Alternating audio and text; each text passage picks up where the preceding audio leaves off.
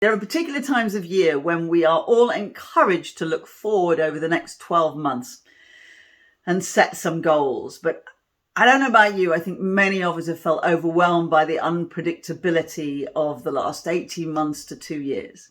And so it feels kind of weird to be setting goals when there's so much that we can't control. Well, even so, it is very good for us to look forward and still have some kind of a focus. Whether or not there are the ups and downs and the twists and turns that make it difficult, it's still really good for us to have a focus on a single point and the things we would like to achieve. So I think we should do that. So this is what I'd like you to do. Grab a pen and a piece of paper, and we're going to go through those goals and focus on the next 12 months. The first thing I'd like you to do is think about 12 months from now. What does it look like, feel like? What do you want to be doing? How do you want to be feeling? Now, there are certain areas I would like us to cover here. So there are about 5 areas, and these are they. Of course, we want you to look at your finance and career goals. See how they're going. And that doesn't matter whether you're employed by a huge organization, a small one, or whether you're self-employed. What do you want that to look like? And you can measure that with your finance or the position you're in or how good you feel you're doing with regard to that. Okay, so that's the first area. The second area is your relationships. 3 different types of relationships: your family ones, your social ones, and of course your business ones.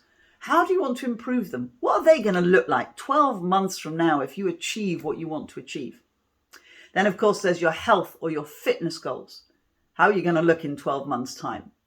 A lot of people tend to underplay how much they can achieve in a year, but you can achieve a lot with those fitness goals. A lot of the time when we set our fitness goals, we tend to set them with a really short time span. You know, we're going on holiday in a couple of weeks, so we suddenly need to get fit. Over a year, we can do quite a lot.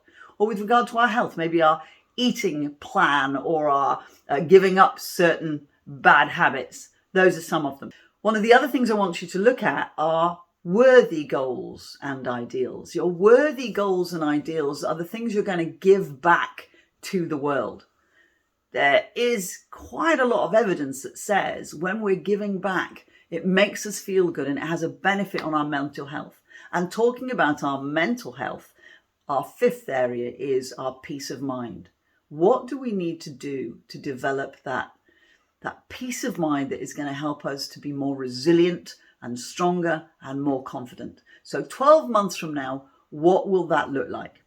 Now, having set our flag in the ground 12 months from now we're going to look at where we are with regard to all of those right now. We're going to look at the gaps and what needs to be improved. So jot a few of those things down. What do you really think needs to be improved? Now, you may have to put them in a kind of an area of importance for yourself because that's going to help you with your motivation. Get your most important things in there first, but know that some of those smaller goals that you're less motivated to do may still be just as important.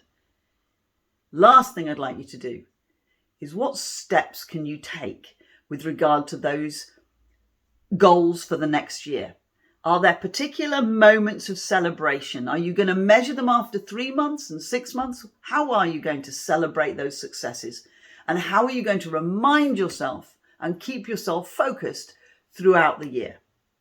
Now, I'm looking forward to hearing from you, maybe in 3 months, maybe 6, or maybe 12 months.